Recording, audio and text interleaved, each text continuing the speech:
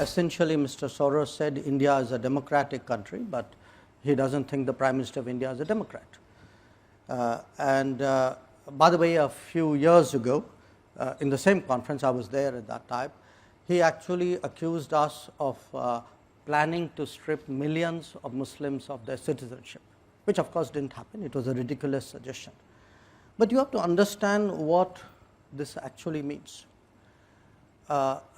I could take a view that the individual in question, Mr. Soros, is a old, rich, opinionated person sitting in New York who still thinks that his views should determine how the entire world works.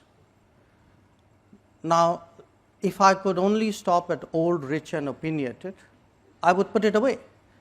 But he is old, rich, opinionated and dangerous, because what happens is when such people and such views and such organizations, they actually invest resources in shaping narratives. I spoke about globalization.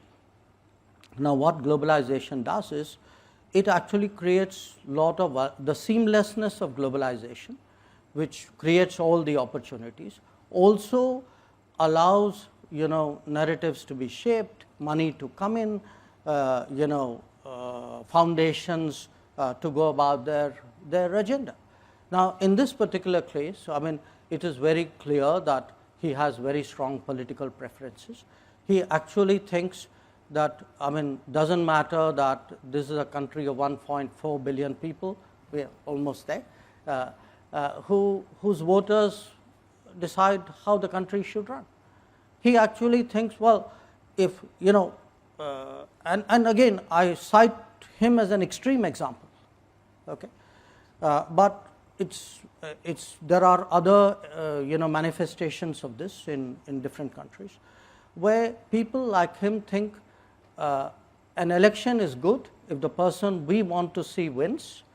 If the election throws up a different outcome, then we actually will say it's a flawed democracy.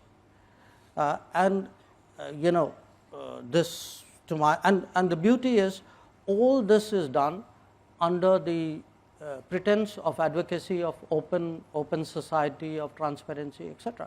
So our generation, we have grown up with concepts like regime change, which influence operations.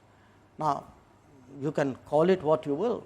To me, this really looks the same, with a gloss of some kind of do-goodism on it.